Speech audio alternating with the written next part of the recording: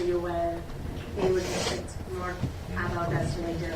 As Andrea presented, this is the map of the all European initiatives, and my advice is think European, not only for funding, but also for the policy guidance that the European Commission is giving to the national governments to promote education on IT, to the secondary schools, to encourage women to participate, to train the trainers on IT. So this is a very good moment for you, and you have full support of the European Commission and full obligation by the member states to promote what you are already doing. So the context couldn't be more favorable for you. These are other examples of commitment by the EU commissioners on how the skill gap is going and how the IT education can help to fight the ICT skills gap that Anthony has presented.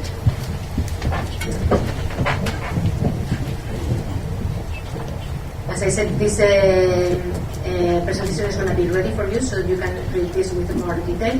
But it's just I try to match all the messages that the commissioners are launching with the activities that you are already doing. So, for instance, just on fighting youth unemployment, the Commission is concerned about the unacceptable levels of youth unemployment, and there is an urgent need for those responsible for education and employment at national level to work together to facilitate the transition of young Europeans from school to the world of work.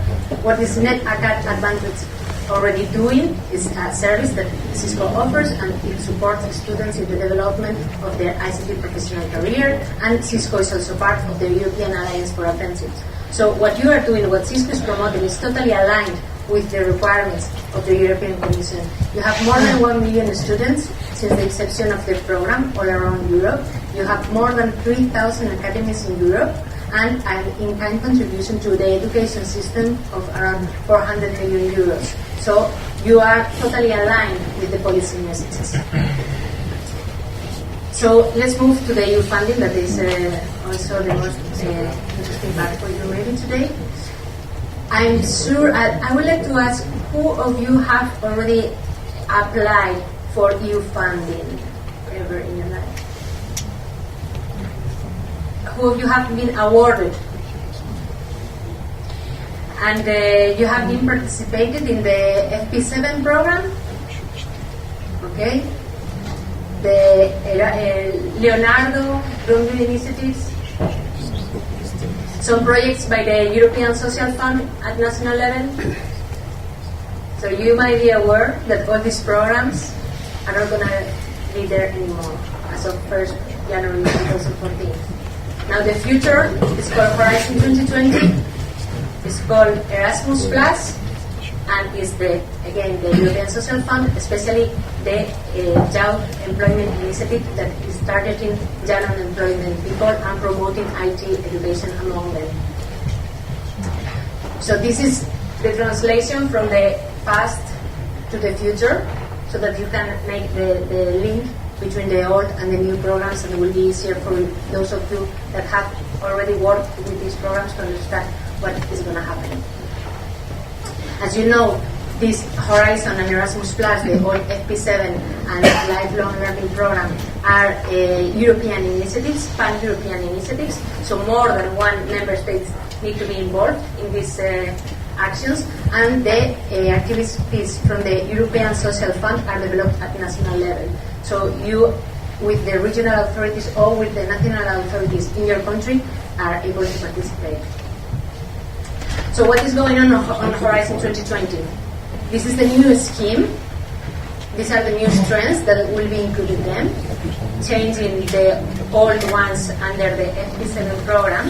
And I have got access to the draft programs. Many of you may also saw them. And I have tried to identify which of these areas are relevant for you. There will be, of course, some IT some funding for IT development, like gaming or IT platforms on this area. But the most relevant area for education in this new scheme and the promotion of youth employment will be here under the strength of societies and the strength of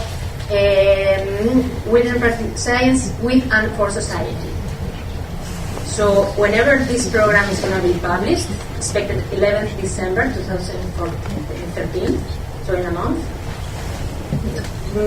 it will be easier for you if you go directly to those areas and don't get lost among the thousands of pages of projects that will be there. The key dates for calls. So the information will be published on the 11th December 2013, and that day will also the day where the calls for proposals will be open until April 2014. 6 months of selection, and then the projects can start. And there will be also a second round of calls in July 2014. Which kind of content are you going to find there? And again, this information is based on draft, so some things can happen here. And this part for society is called Inclusive, Innovative and Reflective Societies, and the kind of activities that are going to be funded under that trend are stimulating the use of ICT tools and services for learning and teaching, digital skills and e-learning platforms, implementation of large-scale projects valuing of educational technologies and services for take-up of ICT in education and training. I think that this sounds quite interesting for you. This is something that you do. Piloting of innovative ICT solutions for disadvantaged groups, connecting people to skills need, target serious games. These are the kind of activities that are expected to get funded under this program. These are some examples of calls that were explained in the draft, are not directly linked to IT platforms or programs, but I thought that maybe could be relevant for you. It's like one is specifically called Early Job Insecurity and Labor Market Exclusions. They are mainly studies to make research all across Europe on the situation, on the problems that the young people are facing in the different areas. Then there will be also another one focused on youth mobility, adult education, and young as driver of socio-ecological transition. These are also another two calls included under this program. Is a platform for ICT for learning and inclusion. This is trying to replicate successful past experiences such as e-twinning. Do you know e-twinning, the e-twinning platform? No? Opening Up Education. I recommend you to take Opening Up Education. It's a platform launched by the EU. It's a public platform that tries to put in connection teachers and training centers from all around Europe, so it's a good source of information. So this is the kind of platforms that will be launched and that will be funded also in the next program period. It's open education, not an address to all kinds of stakeholders in Europe. And then there is another call targeting innovative schemes for open innovation and science 2.0.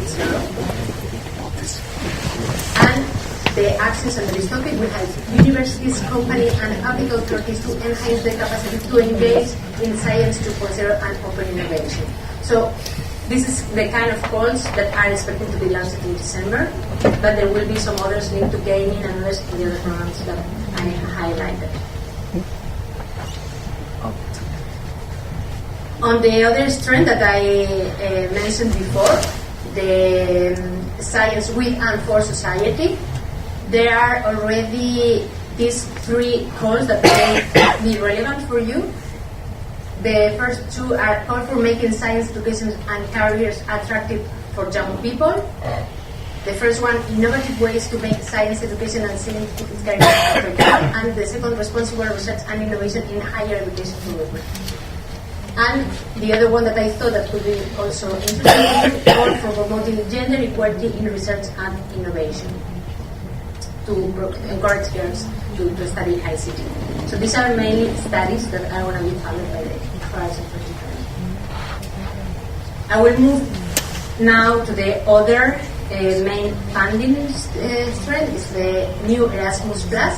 As you can see here, the Erasmus Plus will be the substitute of the old programs and then the long line learning. So all Leonardo, Erasmus, Branding, Erasmus Mundus, Youth in Action, Tempus, all of them are not going to be there any longer as of 1st January 2014, but all the actions will be funded under the Erasmus Plus.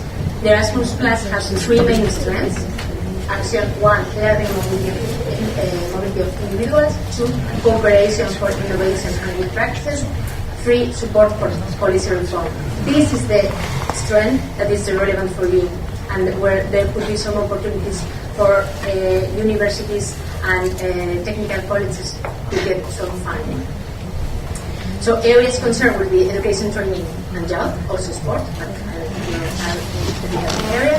Who can apply? Research, schools, corporation, training centers, and universities.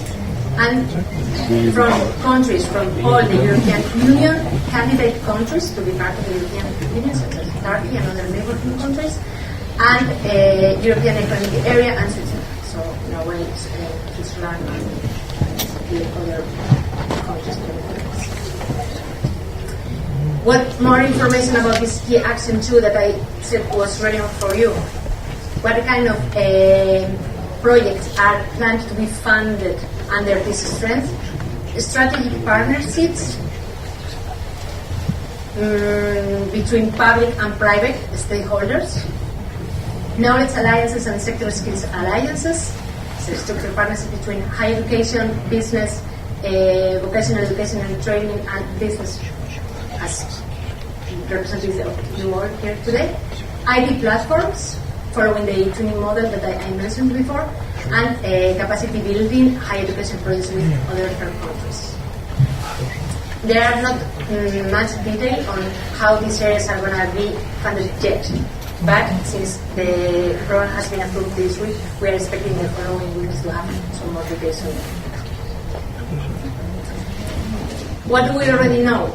There are not going to be like separate programs as they were before, but there are some allocations of budgets that assure that the different levels will be funded. So as you see, the larger amount of budget is going to higher education, followed by vocational education and training, school education and education, and the amount of money for jobs was still to be confirmed when I was preparing this slide. So more information, public information again is expected in December, where we will see which are the plans for the European Commission to make this calls real, and the first calls will be launched in spring 2014. So it's time for you to start identifying which are the areas you would like better and which could be your partners for future, because then when the calls are published, you know that all the deadlines are sooner than expected. So what do we already know? We know that the funding will be simplified and mostly based on lump sums, that applications will be organization-led, so individuals are not going to be able to apply. All organizations need to register on the European Commission's online registration facility just before the application is launched. And there is also a registration for the higher education institutions under the Erasmus University Charter for Higher Education. This call was already launched at the beginning of this year, so I think it's currently closed, but it will be open in the next year again so that you can register there. So these are the two main strengths at the European level, and to apply for these funds you need to partner with at least three member states of the European Union, and the decision is taken in Brussels. We apply and it is Brussels who takes the decision. On top of this, we have the European Social Fund. So these are initiatives that are going to be funded at national level, and are the regional and national authorities who are currently drafting the priorities for the next 7 years. So some public consultations being hosted this year to ask to the stakeholders to contribute and to give ideas for future projects. What kind of activities have been funded by the European Social Fund? Well, maybe you can give some of the examples. Who said that they had been awarded by the European Social Fund before? You? What kind of project did you present? It was scientific regarding networking infrastructure. Sorry? Scientific. It was 5 years ago, scientific program. Okay.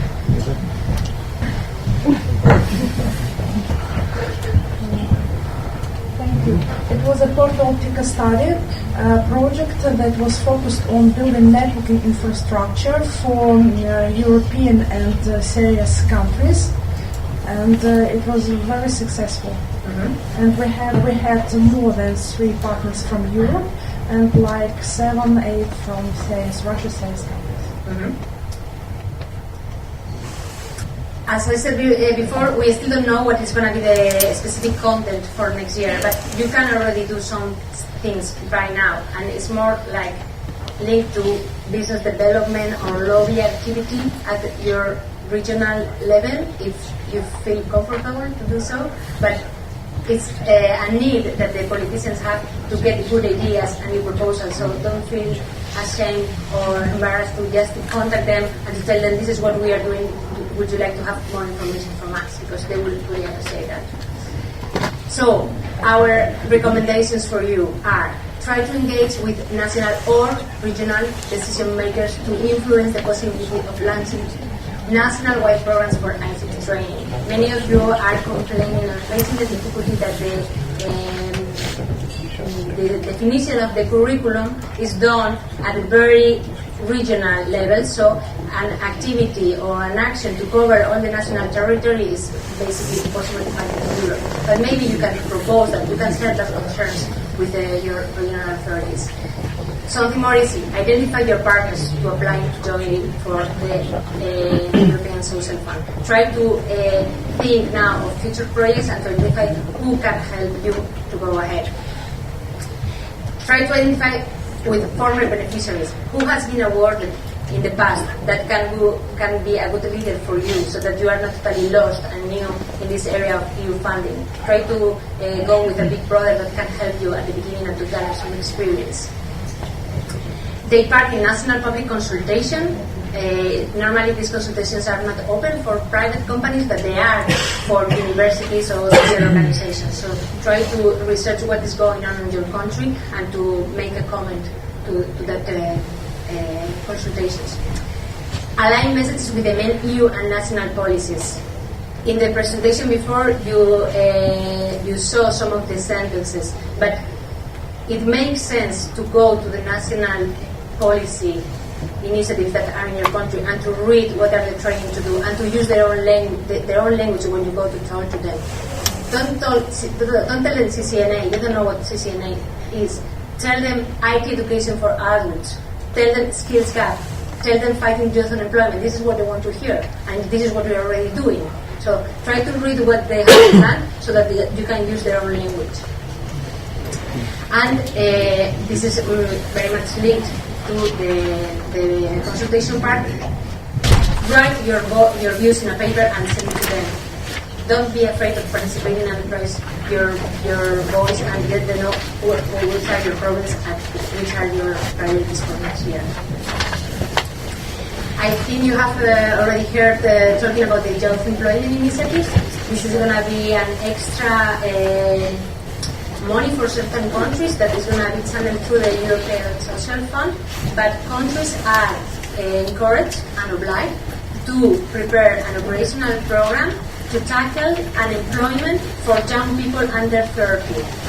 And ICT training is explicitly mentioned in this initiative. So countries are obliged to foresee activities, and they don't know what to do, they don't know how to do it, but you know how to do it.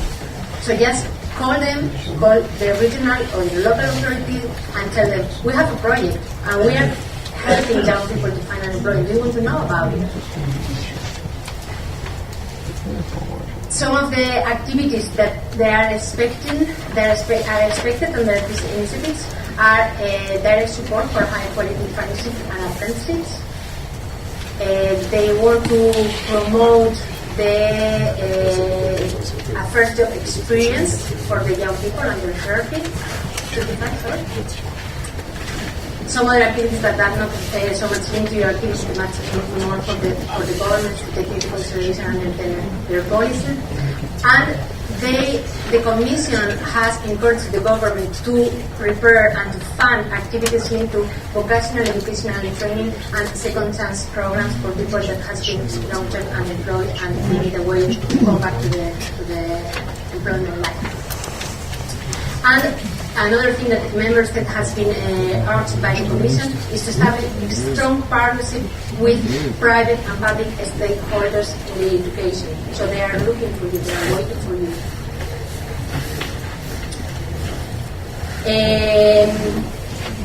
The initiative is going to be primarily focusing young people on the countries with an unemployment rate higher of 25%, like Italy, Spain, Greece, Bulgaria, Slovakia. But it's not only for that countries, because also in UK there are regions that have an unemployment rate higher than 25%. So these regions are also be applicable for this kind of funding. So it's not going to be only for the Mediterranean countries, but for all regions all across Europe that have this unemployment rate. So, summary of opportunities that have been presented today: the Erasmus Plus and the Horizon 2020, 3 member states, decision taking in Brussels, pan-European activities, and European Social Fund, the operational program, and the Young Employment Incentive to be probably included in this operational program that is currently under preparation. So this is very fresh news. More details are expected to come in the next weeks.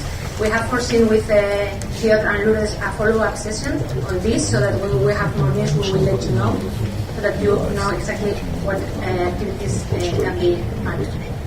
What do you have now? Just talk to each other, identify who could be interested in this kind of countries. You have an excellent opportunity here to network with people from different European countries. And I have actually prepared a paper for you to fill in your names, your contact details, and your country, and in which kind of programs you will be interested. I will leave the papers outside so you can fill in, and maybe afterwards we can just put this information into a folder and we can share it with you so that you have the contact details of other people and you know their preferences. This is all. I am very sorry. I need to run to the airport.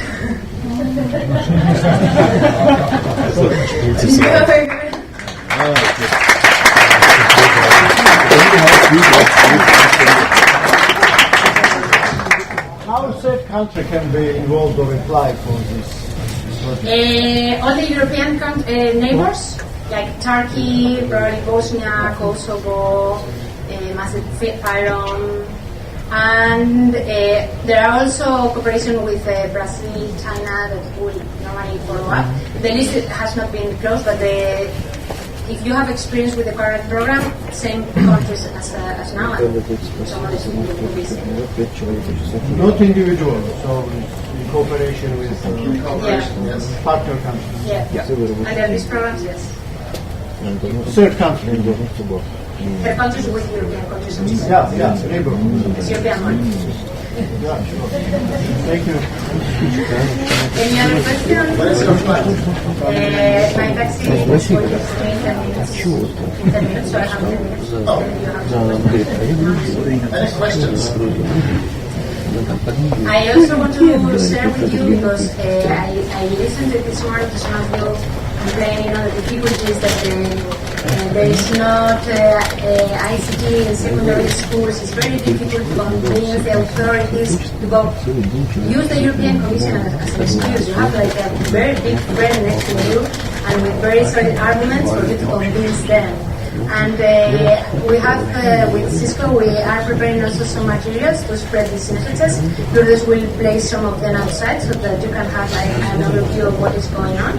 And if you have any further question, my contact details are on the slides, or you can send them through this.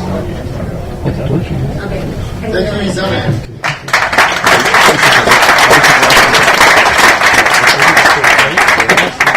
So it looks like we live in the land of plenty.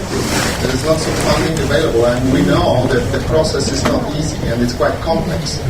We know also that just in this 30 minutes update, we will not prepare you to go out and search for the funding. However, we will organize webinars, which will be the follow-up of this session. So you might want to invite members of your organizations, which are much more closer to the process of applying for EU funds, to those webinars.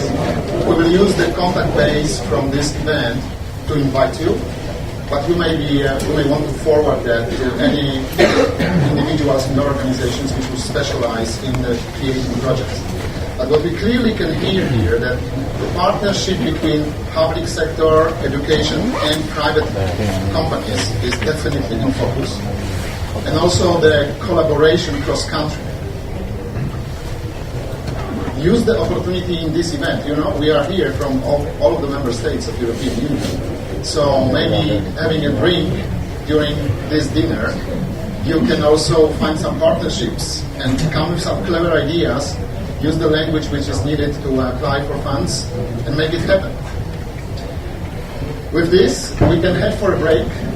We have used about 3 minutes of the break, which is not that